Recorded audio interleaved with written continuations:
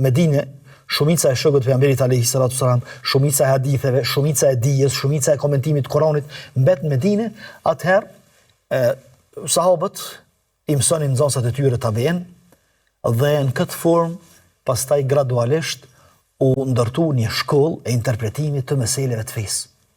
Ose shkollë fetare juridike, shkollë e fekut, me thonë, ndoshta ma qartë, e cila më vonë do të quhej shkolla e Medinës, ose forma e interpretimit të çështjeve të fekut sipas shkollës ose orientimit të banorëve të Medinës, sahabëve edhe tabiinëve, domethënë nxënësve të tyre. Mirë, po në anën tjetër, edhe në disa krahina tjera të botës islame, ishin ngrit disa qendra të rëndësishme, qendra ku lulëzonte jeta, qendra të gjallërisë, qendra të jetës, po dhe qendra të dijes. Për këtyre qendra, për shembull, kemi qendrat e Kufës dhe Basrës në Irak. U bën dy qendra të mëdha. Madje, më thon Kufja lulëzonte nga dietarët edhe fukahot e shumt.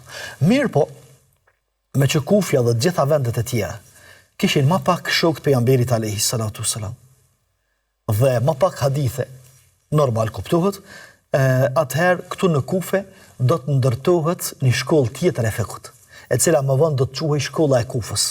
Shkolla e Irakut, kështu mirë përgjithshme, mirë po, njihet edhe shkolla e Kufës.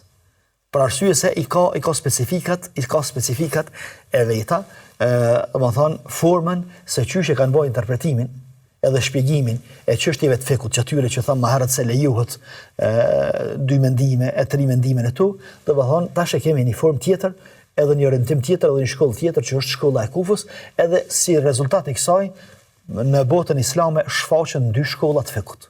Dy shkolla juridike islame, që është shkolla e Medinës edhe shkolla e Kufës. Secila me specifikat e veta, secila me karakteristikat e veta, secila me gjigantët e vet, edhe me kolosët e vet, me dietarët e vet, me muhadithinët e vet, dietarët e hadithit, me dietarët e fikut. Mirë po, kishte elemente, secila kishte elemente ndryshe, ose disa elemente ndryshe nga tjetra që e dallonte.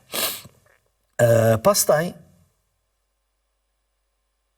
më vonë, në frymën e këtyre dy shkollave formohen edhe medhhebet e fekut, domthonjë që i kemi sot, medhhebet ose shkollat juridike fetare që janë të njohura.